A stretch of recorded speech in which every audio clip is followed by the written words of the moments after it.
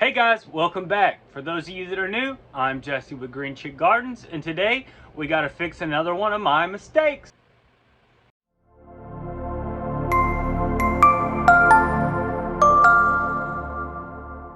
Alright, so the story is today I was just cleaning up outside the house and I went up to our side porch and I saw a ficus tree in a pot that I guess I have forgotten about. It's not the first time I forgot about him. Needless to say, he's not doing too well. Tomorrow is supposed to be our first snow of the year. So it's been pretty cold out. It's been pretty cold for a while, honestly, and he's looking a little worse for the wear. But I think we can pull him through. We're gonna clean him up just so he's a little prettier looking. Then we will probably repot him just so I can see the roots, because it looks like he might be a little root bound. He hasn't had too much care in the last probably a year, maybe a little bit more. And we'll get him going on the right path again. We're gonna leave him in the greenhouse this time, so the temperature he needs and the humidity in here will be pretty good, so it should help him to get started again pretty quickly. So I'll give you a look at him. He's not much to look at right now. Okay, well, here's the poor guy. He stands almost 6 feet tall, so he's pretty tall, but he's pretty bare.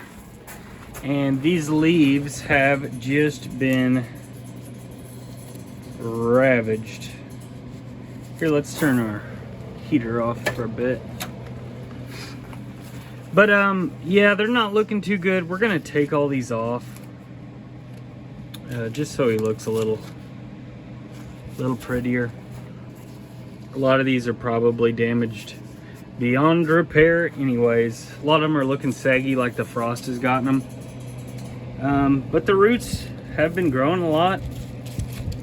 You can see all the leaves that have fell off of them. I'm sure there were plenty more. But we're probably going to take these off down here. We kind of want to make a tree form here, so up at the top, we might take the very top growth point off, so that hopefully we get a little bit more branching coming out this way.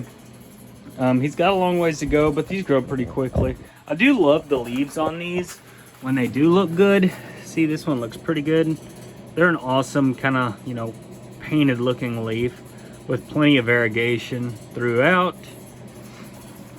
By the way, this is the Ficus Elastica tineke, the rubber tree is what they call it. These propagate pretty well too, so we might just take a couple of these branches off below and I'll show you how to prop those up. It's pretty easy peasy as well.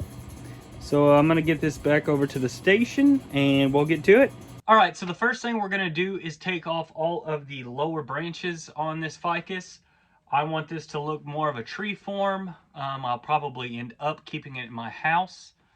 And I want it to look a little bit more like a tree. We're gonna have the trunk at the bottom. Hopefully we can get this area at the top to start branching out a bit more and look more like a tree.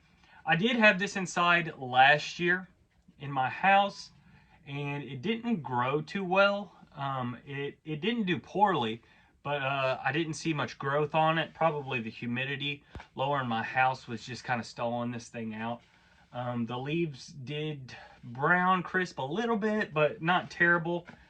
During the summer, this thing grows like a weed though, so not too worried with it. We're going to take off these lower branches, like I said, and then we'll get to the top. This shouldn't take too long. There's not much we really need to do here besides aesthetically. We're trying to make it look a bit more pleasing. And now that we've got it into a more controlled temperature where it's not 35, 40 degrees outside, it should respond pretty well and put some new growth off pretty quickly. It's actually already putting off new shoots here where it's trying to branch out. We'll probably knock a couple of these off, just pinch them off. But first thing we'll do is take these off and I'll probably show you how to propagate them. All right, so as you can clearly see, this thing is pretty hideous looking. We're just gonna trim all these branches off. While we're doing it, I would like to put out a full disclosure. I don't torture all of my plants. Seems like the last couple videos I've showed you the real bad ones, but that's just because those are the ones we have to do more maintenance on. Easier plants or plants that are healthy and growing well, we don't have to take care of as much. We just get to look at them. But this is definitely just my fault. I forgot about this plant and just waited too long before bringing it in the greenhouse. Like I said, we're supposed to get snow tomorrow. That'd be the first snow of the year. So it's definitely getting cold out. Okay, and while we're at it, this actually slides just right out of the pot. So instead of just having to repot, I will look at the roots, and they definitely don't need a repot for now. It's got time before we need to repot it. They're not even circling around the pot yet. So we'll leave it in there. We'll probably throw a little bit more soil on top though, to cover up some of these roots that it's growing. Okay.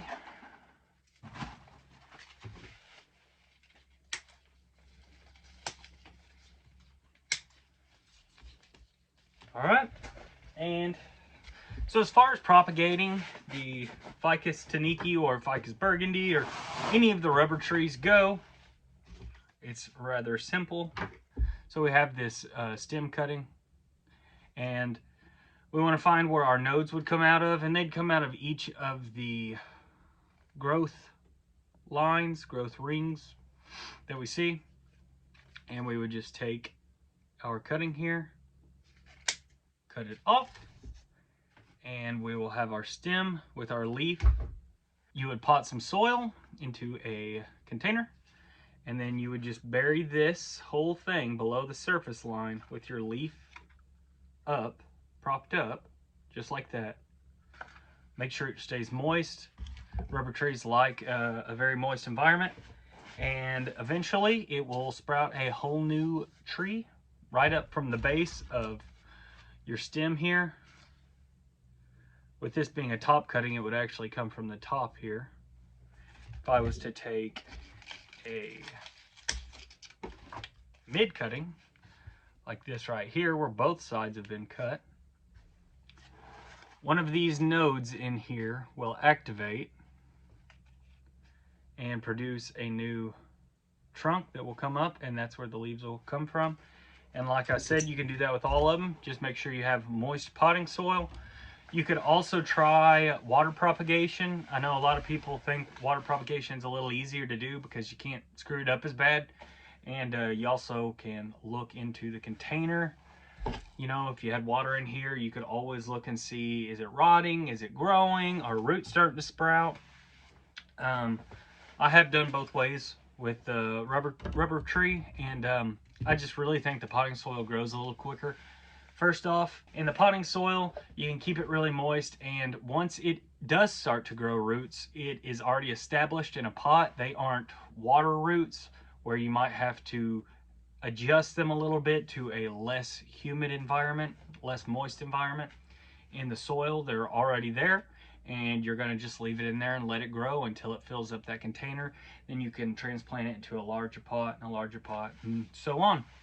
But it's just one less step you have to worry about during your propagation methods. And I think it is actually just easier to not mess up.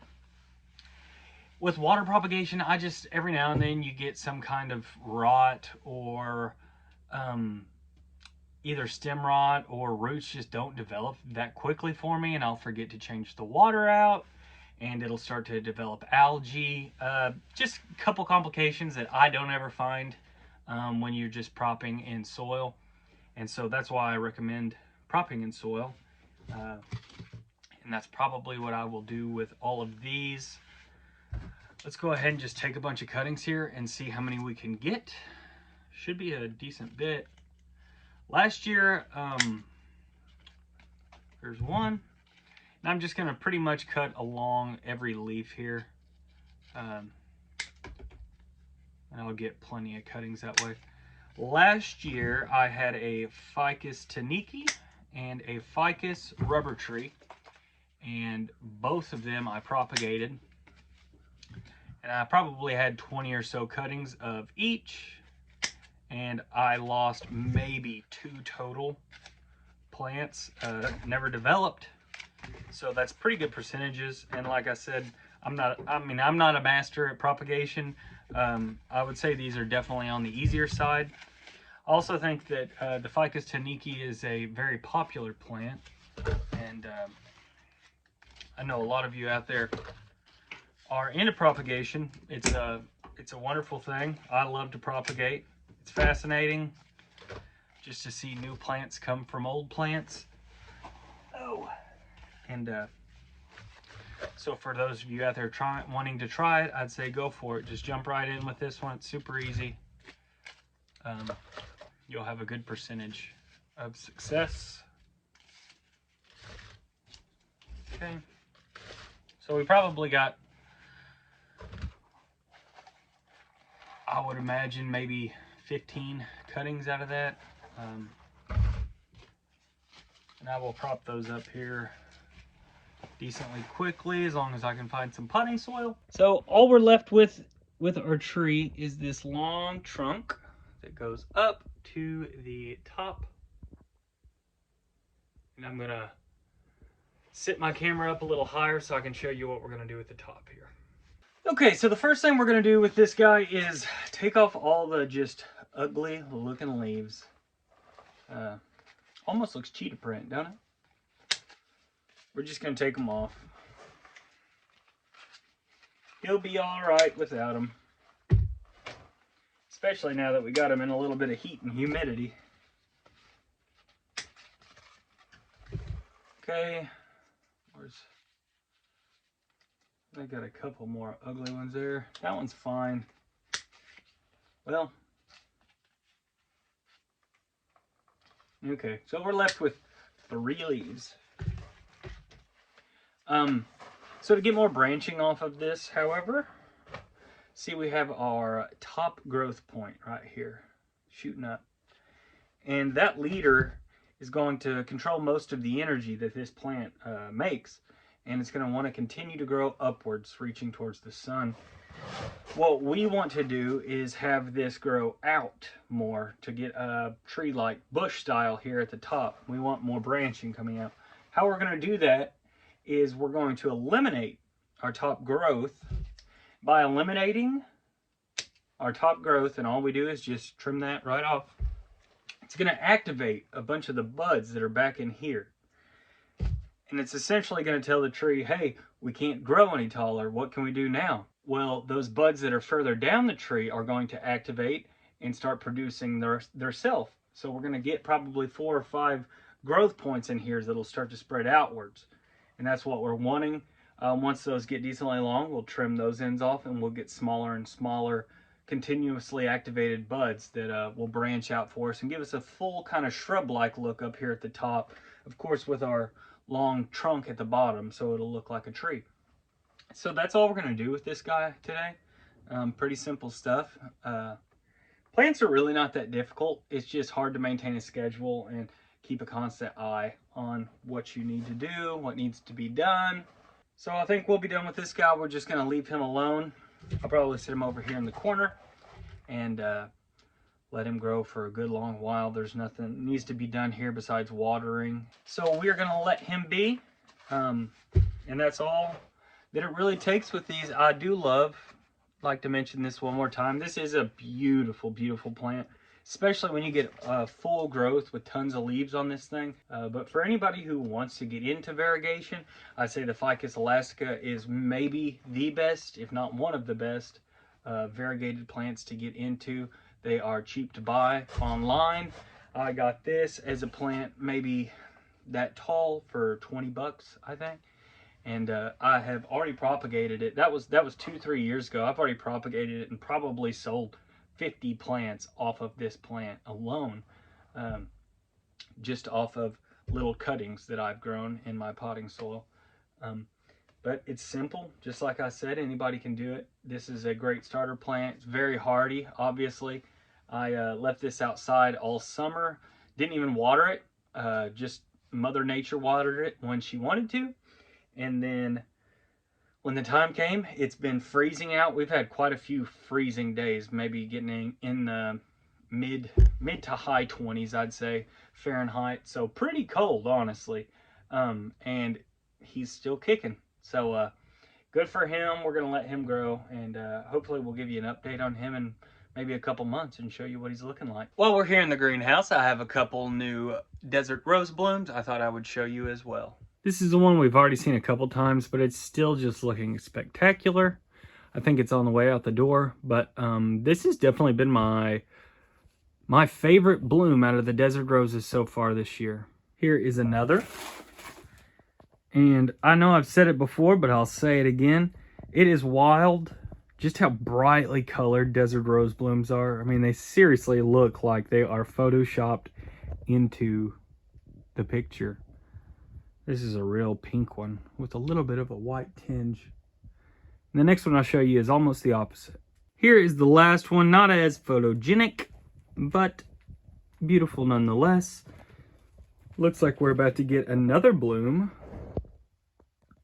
See if I can focus in. We'll get another bloom coming in on this one before too awfully long. Maybe we'll catch that one a little quicker. This one looks like it's already reached the pinnacle of its beauty.